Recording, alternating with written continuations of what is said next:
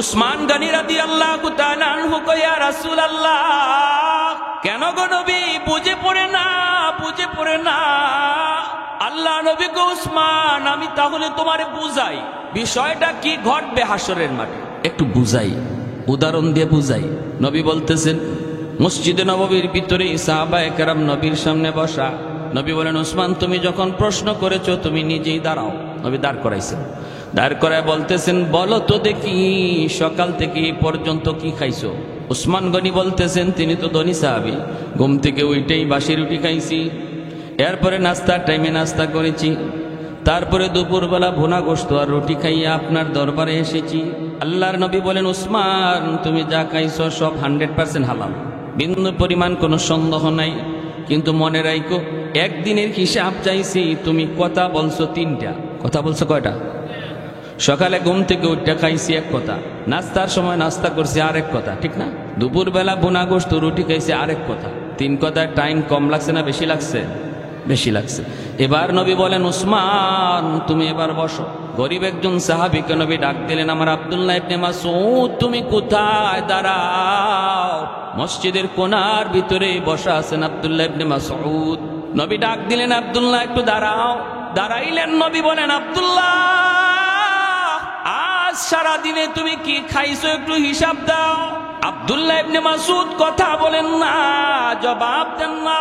নবী আবার জিজ্ঞেস করেন, আব্দুল্লাহ, বলো না সারাদিন আজ তুমি কি খাইছো? বারবার নবী বলার পর আব্দুল্লাহ ইবনে মাসউদ মাথাটা নিচের দিকে, নিচ থেকে উপরে উঠালেন। সাহাবায়ে কেরাম নবী সহ দেখতেছেন আব্দুল্লাহর চোখ থেকে পানি ঝরে।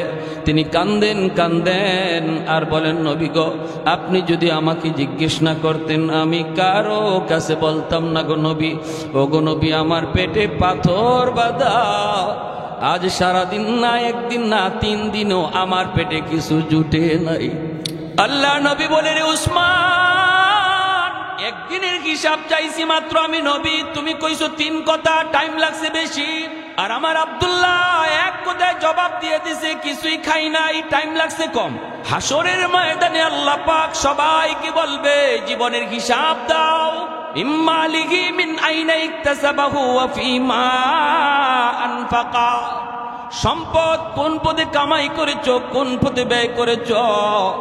ধনী গরিব সবাইকে আল্লাহ ডাক দিবে হাসরের মাঠে, আর বলবে, জীবনের হিসাব দাও, সম্পদের হিসাব দাও। না দিয়া কেউ এক কদমও আমি আল্লাহর সামনে বাড়তে পারবা না, একটা কদমও দিতে পারবা না। ওই দিন তুমি উসমান আল্লাহর সামনে দাঁড়াইবা হিসাব দেওয়ার জন্য। আল্লাহ পাক রব্বুল আলামিন তোমার হিসাব নিবে। সম্পদ তুমি হালাল পথে কামাই করেছো, তুমি হিসাব দিতেছ, সব হিসাবই তোমার ঠিক, কিন্তু সম্পদ বেশি হওয়ায় টাইম লাগবে বেশি। পিছনের দিকে আল্লাহ কুদরতি নজর দিয়া দেখব, আব্দুল্লাহর মতো গরিব সাহাবী লাইনে দাঁড়ায় আছে, যার সম্পদ কম, হিসাবে টাইম লাগবে কম। আল্লাহ পাক কইব, এরে গরিবের দল, তোমরা ধনীদের লাইনে দাঁড়ায় লাভ নাই, বাইপাস চলে আসো আমি আল্লাহর কাছে। আব্দুল্লাহর মতো গরিব সাহাবী বাইপাস আল্লাহর কাছে যাইয়া বলবে, মালিক, সম্পদ আমার এত দূর, কামাইছি এমনে, খরচ করেছি এমনে। 3 কথায় জবাব দিয়া তোমার লাইনে থাকতে থাকতে আব্দুল্লাহ 500 বছর আগে জান্নাতে চলে যাবে। আর একটু জোরে বলি সুবহানাল্লাহ।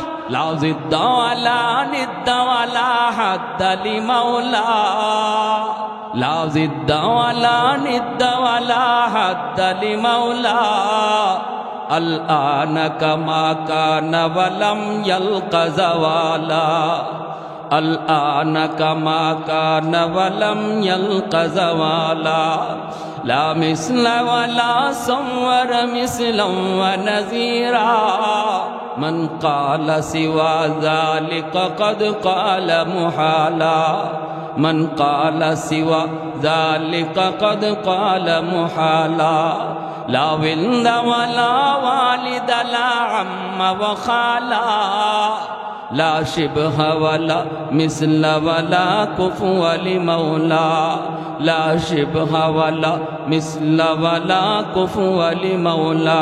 জোরে বলি আল্লাহু আকবার। আর একটু জোরে বলি আল্লাহু আকবার। এজন্যই আমার মা বোনেরা খেয়াল করে শুনো, স্বামী গরিব, ফ্যামিলিটাও তোমার গরিব, না শুকরি করো না। তুমি যদি পর্দার ভিতরে থাকো গো আল্লাহর বান্দি, আর নামাজটা ঠিক মতো পড়ো, কোরআন তেলাওয়াত করো, আল্লাহকে ডাকো, আল্লাহ পাক রব্বুল আলামিন তিনি মুনসিফ, আল্লাহ ইনসাফ করে, ঠিক কিনা জোরে বলেন। আল্লাহ কেমন ইনসাফ করা করছে দেখেন। আল্লাহ কয় বান্দা, ও আমার বান্দি, দুনিয়াতে কষ্ট করছো 60 বছর 70 বছর, ধনীর চেয়ে তুমি কম আরাম করছো, ধনী তোমার চেয়ে আরাম করছে 60 বছর 80 বছর বেশি, কিন্তু আমি আল্লাহ পরকালের ময়দানে শান্তি পাওয়ার জায়গায় প্রতিযোগিতায়, জান্নাতে যাওয়ার প্রতিযোগিতায় তোমাকে 1-2 বছর নয়, ধনীর 60 বছর আর 70 বছর আগে নয়, 500 বছর আগে জান্নাত দিব। তাহলে আল্লাহ পাকের ইনসাফ ঠিক আছে না নাই? এখন আমরা সবর করলে অসুবিধা আছে? এমনি এমনি তো যে কুরমা পোলাও খায় তারও রাত যায় দিন যায়, যে শাক খায় তারও রাত যায় দিন যায়, ঠিক কিনা? বরং আমরা দেখি যারা বেশি বেশি গুস খায় আর কুরমা পোলাও খায় আর তেহারি খায়, এরা আগে মরে। গরিবে যে শাক শুটকি খায়, আল্লাহ এদের হায়াত বাড়াইয়া দেয়। গ্রামের মানুষ হায় হায় হায় হায় গিয়া দেখেন একদম লিতুর, চলতে পারে না, এখনো হাওরে যায়। এই বছর এত বছর বয়সে শহরের কোনো মানুষ ঘর থেকে বাইরিতে পারে না, এর আগেই সব শেষ, হাসপাতালে ভর্তি হইতে হয়, সব নাই। আহা, এজন্য কেউ নাশুকরি করবেন না। ইবলিসে কয়, আল্লাহ তোমার নবী সাইয়্যিদুনা আইয়ুব খুব সুখে রাখছো তো, এজন্য তোমারে ডাকে, বিপদে ফেলাও, দেখবা তোমার নামই বলে দিই। আল্লাহ পাক বিপদ প্রথম দিল, ধন দৌলত গুলি আল্লাহ কেড়ে নিল। এরপরও নবী আল্লাহর শুকরিয়া আদায় করে। আল্লাহকে ইবলিস দেখ না আমার আইয়ুব এখনো আমি আল্লাহর শুকরিয়া আদায় করে, কয় 6টা পোলা আছে, এজন্য তোমারে ডাকে, ফুলাগুলি নিয়ে দেখো, দেখবা তোমার নাম ভুলে গেছে। আল্লাহ কয় তাহলে দেখ, একদিনে 6 জনের মৃত্যু। নবীর কাছে খবর আসছে, তবুও নবী না শুকরি করে না, আল্লাহর শুকরিয়া আদায় করে। জোরে কোন সুবহানাল্লাহ। وَلَنَبْلُوَنَّكُمْ بِشَيْءٍ مِّنَ الْخَوْفِ وَالْجُوعِ وَنَقْصٍ مِّنَ الْأَمْوَالِ وَالْأَنفُسِ وَالثَّمَرَاتِ وَبَشِّرِ الصَّابِرِينَ। আল্লাহ পাক রব্বুল আলামিন কখনো সম্পদের উপরে বিপদ দিয়া ইমানের পরীক্ষা নেয়, কখনো জানের উপরে বিপদ দিয়া ইমানের পরীক্ষা নেয়। যে মানুষটা এই বিপদের সময় সবর করে, আল্লাহ বলতেছেন বাশশিরিস সাবিরিন, ধৈর্যকারীদের সবরকারীদের সুসংবাদ দাও। কিসের সুসংবাদ? জান্নাতের সুসংবাদ। বলে ধনীর সমানে সমানে কয় না, সুসংবাদ দাও, নবী শুনাইছে 500 বছর আগে জান্নাতে যাওয়ার সুসংবাদ। এরপরে ইবলিসে কয় 6টা ছেলে নিয়ে গেছো, এরপরও তোমারে ডাকে, বুঝছি আরেকটা কারণ আছে। কি কারণ? ইবলিস কয় 4টা বউ আছে, 4টা বউ আছে, 4টা বিবি আছে, কারণ এজন্য সন্তান নিয়ে গেছো, অসুবিধা নাই, সন্তান আরো আসবে, এজন্যই তোমার শুকরিয়া আদায় করে, এখনো তোমারে ডাকে। 4টা বিবিরে তুমি নিয়ে দেখো, বিবির উপরে মুসিবত ফালায়া দেখো। 3 জন বিবি এক রুমের মধ্যে ঘুমাইতেছেন। একজন বিবি আইয়ুব আলাইহিস সালামের কাছে আসিলেন। তিনি কে? তিনি হলেন বিবি রহিমা। তিনি কে? 3 জন বিবি একসাথে শেষ, রহিমা শুধু বেঁচে আছেন। এরপরও নবী আল্লাহর শুকরিয়া আদায় করে, না শুকরি করে না, হায় হুদাস করে না, এমন কথা বলে না, মালিক আমারে তুমি পাইছো কি? একটার পর আরেকটা বিপদ আর বিপদ আর বিপদ, তাহলে আমি নামাজ ছেড়ে দিলাম, নামাজ পড়ে লাভ কি? নামাজ পড়েও যদি আমার উপরে এত বিপদ হয়, তাহলে যে নামাজ পড়ে না হেই তো ভালো আছে, ওর তো কোনো বিপদ নাই, ওর মুসিবত নাই, ওর পরীক্ষা নাই, ওর উপরে কোনো ধরনের কোনো ইমানি পরীক্ষা নাই, আমার উপরে এত বিপদ কেন? এই কথা বইলা সমাজের কিছু মানুষ হয়তোবা নিজেদের মুখ ফিরায় নেয় মসজিদ থেকে, কি না না, এ আমার ভাই একটু দিনটা নরম করে কথাগুলি শোনো। নবী এত বড় বিপদে পড়ছেন, এরপরও আল্লাহর শুকরিয়া করা বলেন না। যেরকম সুবহানাল্লাহ। কারণ নবী তিনি তো ভালো করে জানেন বিপদ দিছেন যিনি, উদ্ধার করবেনও, ঠিক কিনা? আর কেউ পারবো? আর কারো দ্বারা সম্ভব না। ইবলিস কয় বুঝছি, এখনো তোমাকে ডাকে, কেন জানোনি? আল্লাহ কয় এখনো কেন ডাকি? কয় শরীরটা সুস্থ রাখছো, এখনো শরীরটা তার সুস্থ আছে, এজন্য ভরসা। যার হাত 2টা ভালো, পা 2টা ভালো, সে গরিব নয়, ঠিক কিনা জোরে বলেন? যার ব্রেনটা ভালো সে গরিব নয়। তার হাত দুইটা এখনো ভালো সুস্থ, দেহটা এখনো সুস্থ, এজন্য তোমারে ডাকতেছে, তোমারে ডাকতেছে।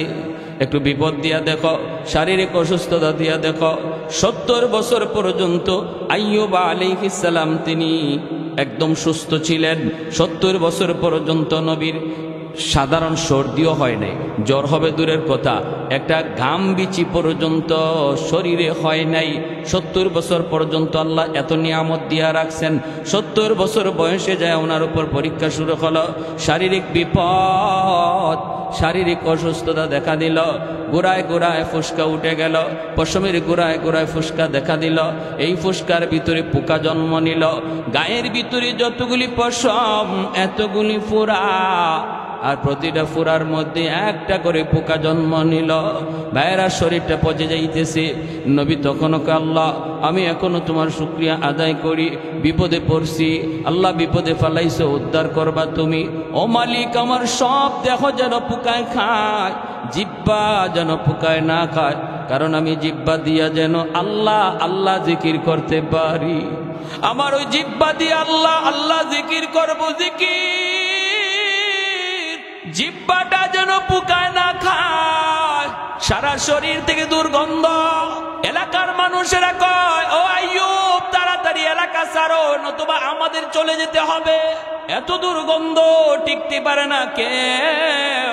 বিবি রহিমাকে মানুষেরা কয়, সে বাপের বাড়ি চলে যাও, ভাইয়ের কাছে চলে যাও। বিবি রহিমা কয়, কৌকি তোরা আমার স্বামীর পায়ের নিচে আল্লাহ আমার জন্য বেহেশত রাখছে, ঠিক কিনা? স্বামী যেই মহিলার উপরে খুশি, ওই মহিলা মরতে দেরি, জান্নাত পাইতে দেরি নাই।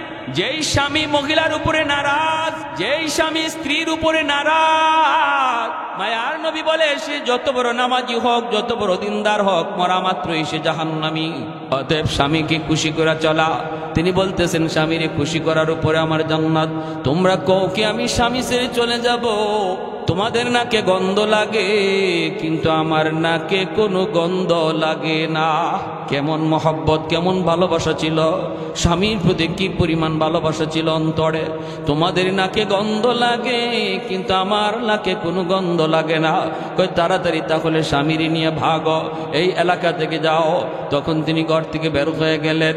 হায় রে হায়, এই এলাকার একদিন যিনি বাদশা ছিলেন, আজ তিনি পথের ভিখারি, আজ তিনি পথের ভিখারি। দূর দূর করে মানুষ তারে তাড়াইয়া দিতেছে। তিনি কে? তিনি আর কেউ নন, যেমন ছিলেন দুনিয়ার বাদশাহ, তেমন তিনি আখিরাতেরও বাদশাহ। তিনি আল্লাহর পয়গম্বর, আল্লাহর নবী। বিবি স্বামীকে নিয়ে ঘর থেকে বের হয়ে রাস্তায় চলে আসলেন।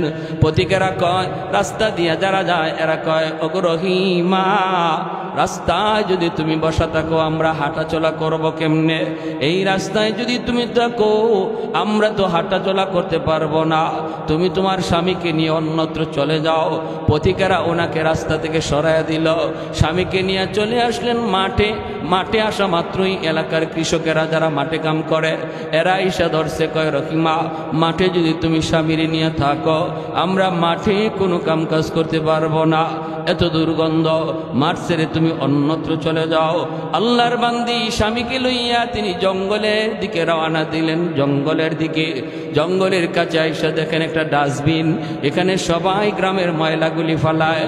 এই ডাস্টবিনের কারণে এর পাশ দিয়ে কেউ যায় না, কেউ কোনো ডিস্টার্ব করে না। স্বামীকে নিয়ে ডাস্টবিনের পাশেই তিনি থাকার সিদ্ধান্ত নিলেন।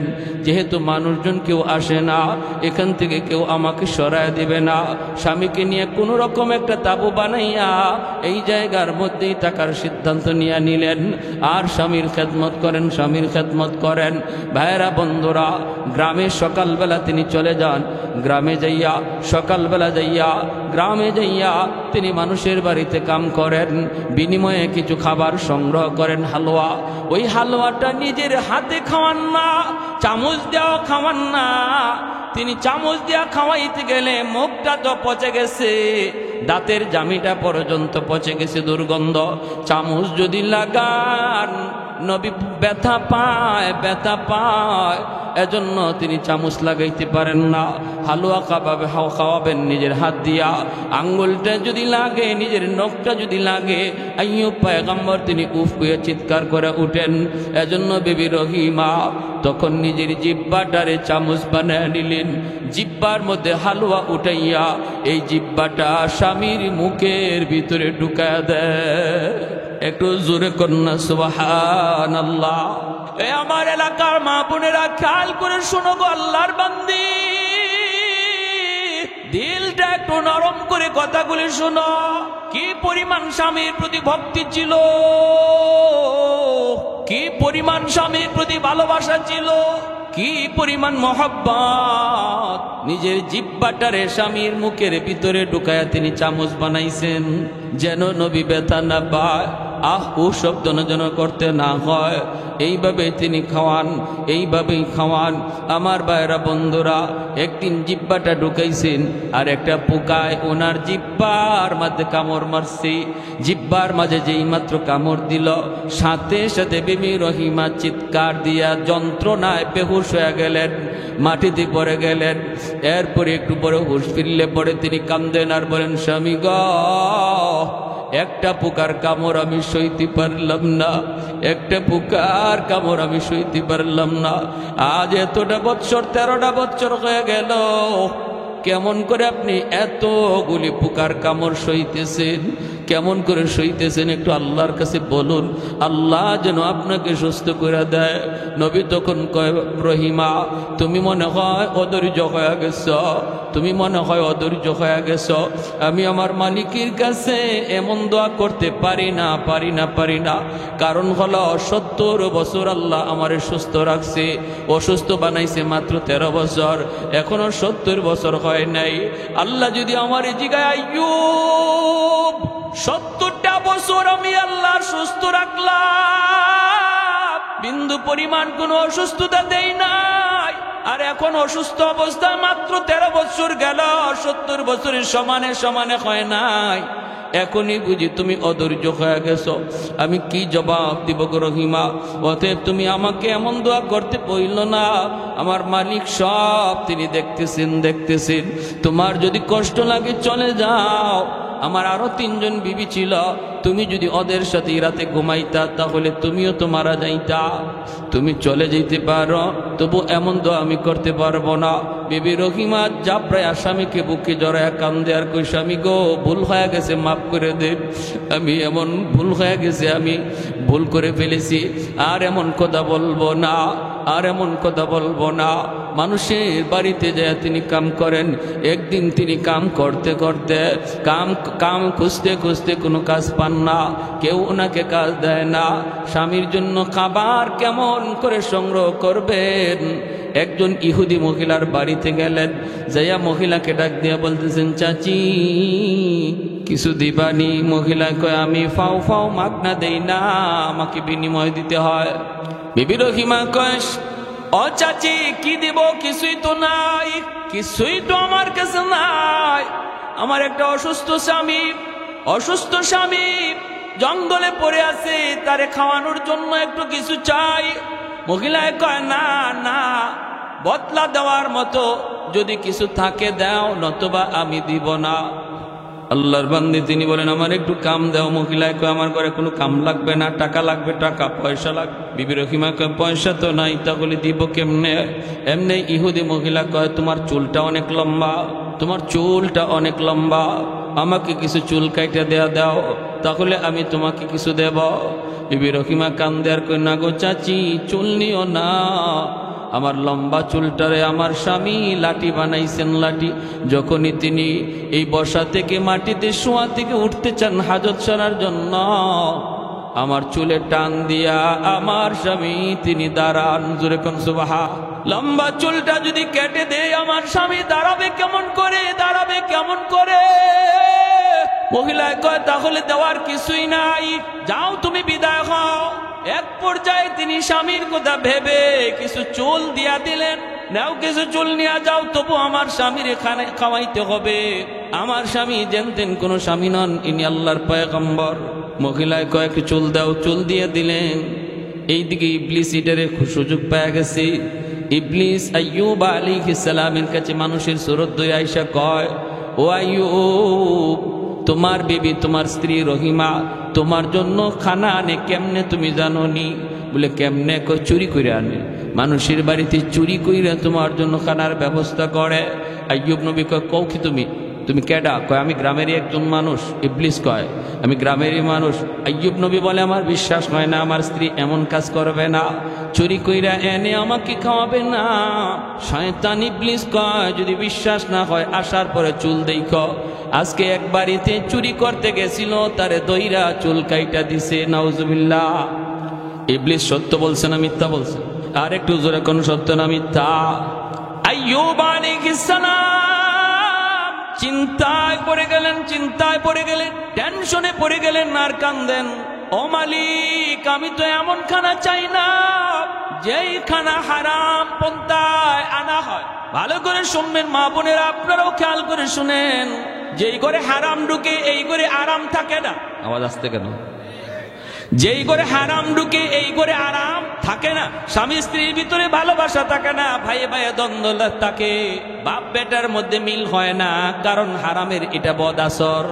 যে মানুষটা সুদ খায়, যে মানুষটা গান গায়, যে মানুষটা আরেকজনের টাকা জোর করে নিয়ে আসে, এরকম ভাবে অবৈধ পন্থায় যে টাকা কামাই করে, অবৈধ পন্থায় যে টাকা কামাই করে, সংসার লালন পালন করে, এই সন্তান কোনোদিন মা ভক্ত হয় না, বাবা ভক্ত হয় না। বড় হওয়ার পর বাবার সাথে বেয়াদবি করে, মার সাথে বেয়াদবি করে, এটা হারামের বদাসর। যেই সন্তান আপনি পালতেছেন রক্তবাণী কইরা, ঘুষের টাকা আইনা, সুদের টাকা আইনা, যেই সন্তান আপনি পালতেছেন এই সন্তানই আপনার কাল হয়ে দাঁড়াবে, এই সন্তানই আপনার দুশ্মন হয়ে দাঁড়াবে, কারণ এটা হারামের বদাসর, হারামের বদাসর। এজন্য ভাইয়েরা সাবধান, হারাম টাকা ঘরে ঢুকাবেন না। হারাম টাকা যে ঘরে ঢুকায় সমস্ত হিসাব আল্লাহ তার কাছ থেকে নেয়। হারাম টাকা ঘরে যে ঢুকায় সব হিসাব তার কাছ থেকে নেয়, বাকিরা হিসাব দিতে হয় না। স্ত্রী হিসাব দিবে না, সন্তানে হিসাব দিবে না, ভাইয়ে হিসাব দিবে না, মায়ের হিসাব দিবে না, বাবায় হিসাব দিবে না, হিসাব দিবেন শুধু আপনি একা। আল্লাহ বলবে বান্দারে বল, এক পাতিল ভাত রান্না করা হয়েছিল তোর সুদের টাকায়, এক পাতিল ভাত রান্না করা হয়েছিল তোর ঘুষের টাকায়, এক পাতিল ভাত রান্না করা হয়েছিল তোর হারাম টাকায়। এই এক পাতিল ভাত তুই খাস নাই, খেয়েছে 10 জন, কিন্তু আমি আল্লাহ 10 জনের ভিতরে 9 জনকে আমি জিগাবো না, হিসাব দিবে তুই একা। খাইছে 10 জনে, হিসাব দিবে একা। ঘর বানাইছে একটা বড় ঘর, এক রুমের ভিতরে থাকে আমি, বাকি 3-4 রুমের মধ্যে থাকে ভাই বোন মা বাবা, কিন্তু আল্লাহ পাক ওদের কাছ থেকে ঘরের হিসাব নিবে না, পুরা ঘরের হিসাবটা নিবে একজনের কাছ থেকে। থাকলাম আমি এক রুমে, হিসাব দিব 10 রুমের, খাইলাম আমি 1 প্লেট, হিসাব দিব 10 প্লেটের। এতটুকু বুঝার পরও যে মানুষটা একা একা হারাম টাকা ঘরে ঢুকাইতেছে, এই মানুষটা বুদ্ধিমান নাকি বোকা? আর একটু জোরে কোন, বুদ্ধিমান না বোকা? খাইছে যখন সবে, হিসাব দেখ সবে, তাহলে তো মান্য নেওয়া যায়, ঠিক না? ঘর বানাইছে, খাই থাকলো 10 জন, আমি হিসাব দিব কেন একা? কি ভাই, যুক্তি আসেনি না নাই? ছোট ভাই মাদ্রাসায় পড়ে, বড় ভাই সুদ খায়। মানে রাখবেন, সুদ, সুদকুর কারা? 4 দল সুদকুর। যে সুদে টাকা লাগায় এও সুদকুর, যে সুদে টাকা আনে এও সুদকুর, যে সুদের সাক্ষী থাকে হেও সুদকুর, যে সুদের লেনদেন লেখে এও সুদকুর। কুল্লুহুম সাওয়া। 4 জন আসামি এবং 4 জন আল্লাহর আদালতে সুদকুর হিসাবে দাঁড়াবে। বলে সুদকুর যে টাকা লাগাইছে, সুদে ব্যবসা করছে, এই তো খালি সুদকুর হওয়ার কথা না। মায়ার নবী বলেন, লানা রাসূলুল্লাহ সাল্লাল্লাহু আলাইহি ওয়াসাল্লাম আকিলার রিবা ওয়া মুকিলাহু ওয়া কাতিবাহু ওয়া শাহিদাইহি। 4 দল। অতএব বিপদে পড়ে, অভাবে পড়ছি, সমস্যায় পড়ছি, এই সুদখোরের কাছ থেকে টাকা নিয়ে আসলাম, আল্লাহর কাছে মাপ পাওয়ার কোনো সুযোগ নেই যে আল্লাহ আমি অভাবে পড়ে গেছিলাম, বিপদে পড়ে গেছিলাম, এজন্য সুদখোরের কাছে গেছি। না, চাইতে থাকো আল্লাহর কাছে, আল্লাহ তুমি সমস্যা সমাধান করো, তবু আমি সুদখোরের কাছে যাব। এত নিকৃষ্ট আল্লাহর কাছে সুদখোর, যে সুদে টাকা লাগায়, যে সুদে ব্যবসা করে, আল্লাহর কাছে এত না পছন্দ। আগেকার যুগে আমাদের দাদাদের আমলে শুনছি, গরু যে হাল বায়, হাল চাষ করে, হাল চাষ করতে গিয়ে গরুর এই জায়গার মধ্যে একটা কি হয়ে যায়, গর্ত, গা হয়ে যায়, গা হইলে পোকা জন্ম নেয়, ঠিক না?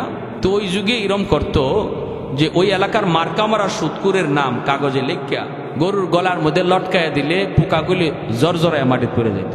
মানে পোকায়ও সুদকুররে ঘৃণা করে, পোকাও কি করে? সুদকুররে ঘৃণা করে। আল্লাহর দোহায়, কার জন্য কি করতেছে? কার জন্য? কাদেরকে খাওয়াইতেছেন হারাম টাকায় না? কাদেরকে? বিন্দু পরিমাণ সহযোগিতা করবে না।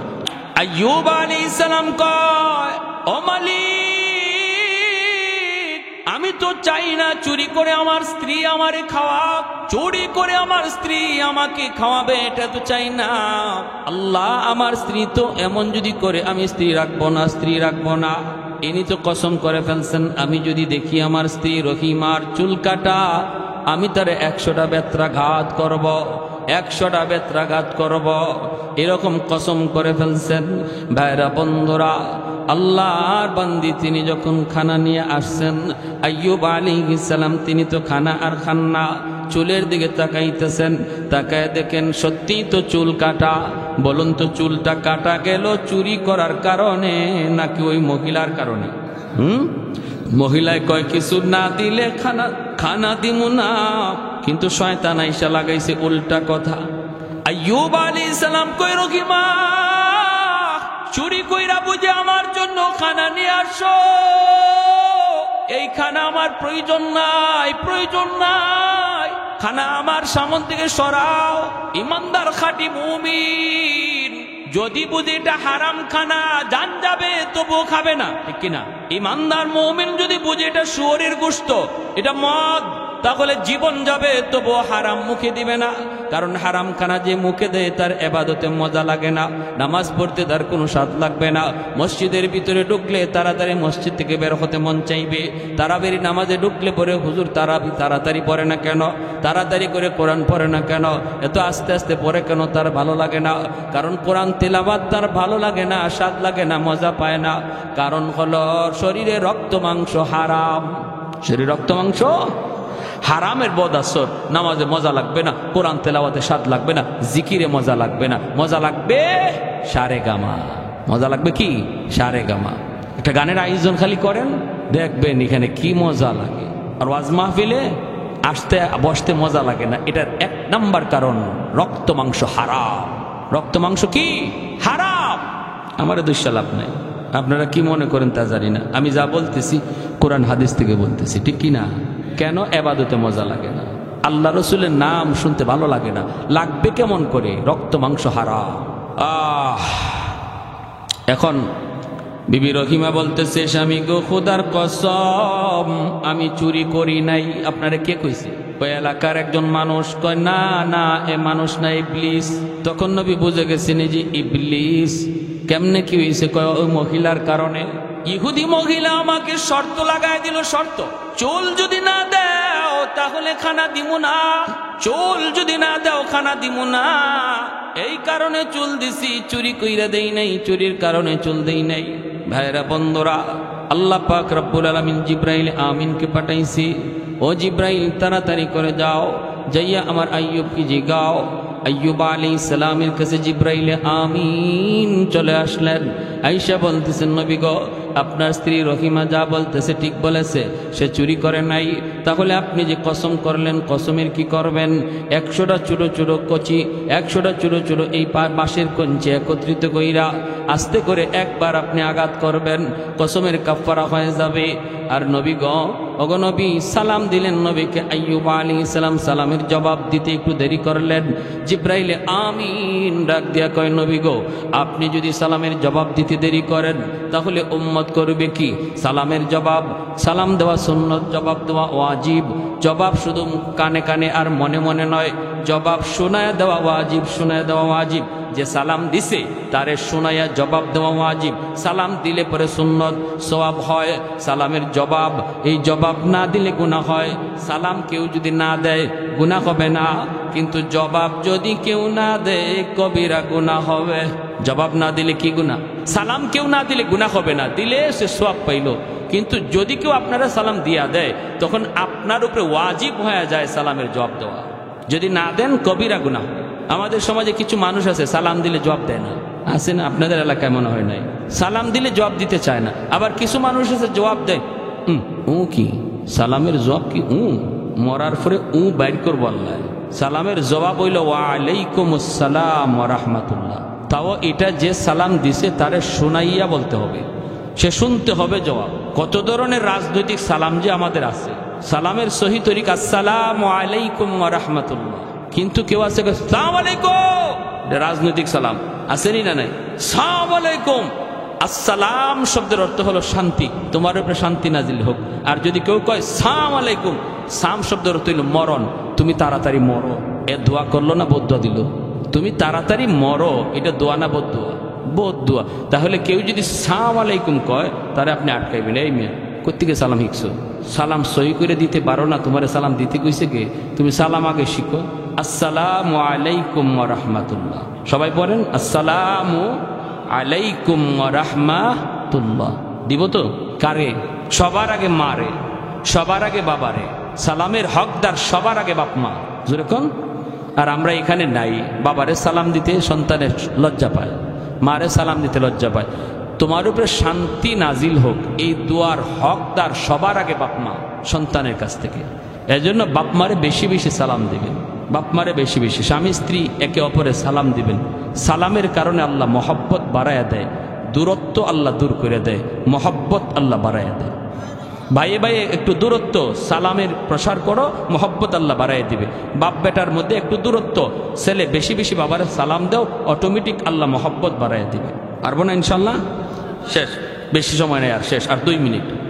এইবার আইয়ুব আলাইহিস সালামকে জিবরাইল আমিন কয়, নবী গো সালাম দিতে দেরি করলেন কেন? জবাব দিতে দেরি করলেন কেন? সালাম তো আমি দিলাম, জবাব দিলেন না কেন সাথে সাথে? আইয়ুব আলাইহিস সালাম বলতেছেন, ভাই জিবরাইল, আমি তো জবাবটা ইচ্ছা করে দেরি করি নাই। তুমি যখনই সালাম দিছ তখনই আমার জিহ্বার উপরে একটা পোকা বসা। আমি চিন্তা করলাম এখন যদি জবাব দিই জিহ্বাটা নড়বে আর পোকাটা মাটিতে পড়ে যাবে। পোকা যদি কিয়ামতের ময়দানে আল্লাহর কাছে বিচার দেয়, মালিক তুমি আমাকে তোমার নবীর কাছে পাঠাইছিলা মেহমান বানাইয়া, কিন্তু তোমার নবী আমাকে খাইতে দেয় না, এই মাটিতে ফালাইয়া দিছি, কি জবাব দেব ওই দিন? এই ডরে আমি দেরি করলাম। পোকাটা জিহ্বা থেকে সরার পর আমি সালামের জবাব দিলাম। আল্লাহ বলে, জিব্রাইল জবাব কেমন পাইছো? জিব্রাইলে কয়, আল্লাহ আসমানের নিচে এত সুন্দর জবাব আমার জানা নাই। আল্লাহ পাক কয়, আরো কি পরীক্ষা লাগবে? জিব্রাইল কয়, না গো মালিক, সুপারিশ করি তোমার নবীরে আর পরীক্ষায় তুমি ফালায়ও না। 18 বছর হয়ে গেছে এরকম অসুস্থ অবস্থায়, 1-2 বছর নয়, 18 বছর হয়ে গেছে, আল্লাহ তুমি আর পরীক্ষা দিও না। তখনই আল্লাহ পাক কয়, জিব্রাইল আমার নবী সাইয়্যিদুনা আইয়ুবকে বলো যেন পায়ের গোড়ালি দিয়ে মাটিতে আঘাত করে, পানি উঠবে। তখনই জিব্রাইল কয়, নবী গো পায়ের গোড়ালি দিয়ে মাটিতে আঘাত করেন, জমজমের মতো পানি বের হবে। আইয়ুব আলাইহিস সালাম কয়, ভাই জিব্রাইল আমার তো পায়ের গোড়ালি নাই, পোকায় তো সব গায়ে ফেলাইছে, কি দিয়ে আমি আঘাত করব? আর জিব্রাইল কয়, যা আছে তা দিয়ে আঘাত করেন। আঘাত করছেন মাটিতে, সাথে সাথে মাটি ফেটে জমজমের মতো পানি বের হওয়া শুরু হলো। আল্লাহ পাক কয়, জিব্রাইল আমার পয়গম্বর আইয়ুবকে তুমি বলো এই পানিটা যেন পান করে, পানিটা যেন গায়ে লাগায়। পানিটা পান করলেন, গায়ে মাখাইলেন, সাথে সাথে পোকাগুলি শরীর থেকে জরজরায় মাটিতে পড়ে গেল। আর শরীরে মাখা মাত্রই আল্লাহ পাক আবারও 25 বছরের যুবক আল্লাহ বানায় দিল। বিবি রহিমা আসলেন গ্রাম থেকে, আইসা স্বামীরে পান না। পাশে একটা টিলার উপরে আইয়ুব তারা বৈশা রইছেন। বিবি আইসে স্বামীর তালাশ করে, না না স্বামী নাই। হাই হুতার শুরু করলেন, হায় আমার স্বামীরে বুঝি বাঘে খেয়ে ফেলল, হায় আমার স্বামীরে বুঝি বাঘে খেয়ে ফেলল। দেখেন পাশে একটা যুবক বসা, তিনি কাছে গেলেন, যায় বলতেছেন, আপনি কি আমার স্বামীরে দেখছেন? বলে, কোথায়? ওই জায়গায় ছিল। আইয়ুব আলাইহিস সালাম চেহারাটা ঘোরান না, চেহারা অন্যদিকে রেখে কথা বলতেছেন। বলে, কোথায় ছিল তোমার স্বামী? ওই যে ডাস্টবিনের কাছে ছিল। তখন আইয়ুব আলাইহিস সালাম কয়, তুমি কি তোমার স্বামীরে দেখলে চিনবা? বলে, হ চিনব। সাথে সাথে চেহারাটা ঘুরাইছেন, কয় দেখো চিনো কিনা। বলে, এটা কি কোন আপনি? আপনি আবার কে? আপনি আবার কে? আইয়ুব আলাইহিস সালাম মুস্কি হাসি আর কয়, রহিমা 25 বছরে আমার যেমন চেহারা ছিল একটু তুমি ইয়াদ করো। যেই মাত্র চেহারা বলছেন 25 বছরে কেমন ছিল ইয়াদ করো, দেখো চেহারার মধ্যে আলামত পাও কিনা। সাথে সাথে বিবি রহিমা বুকে জড়ায় ধরলে। কেমন করে কি হলো? আল্লাহ সব ফিরাই দিছে। অভাবের সময় বিপদের সময় সবর করার কারণে আল্লাহ নিয়ামত বাড়ায় দিছে। ওয়ালা নাবলুওয়ান্নাকুম বিশাইইম মিনাল খাউফি ওয়াল জু' ওয়া নাকসিম মিনাল আমওয়ালি ওয়াল আনফুসি ওয়াত তামারাত ওয়া বাশশিরিস সাবিরিন।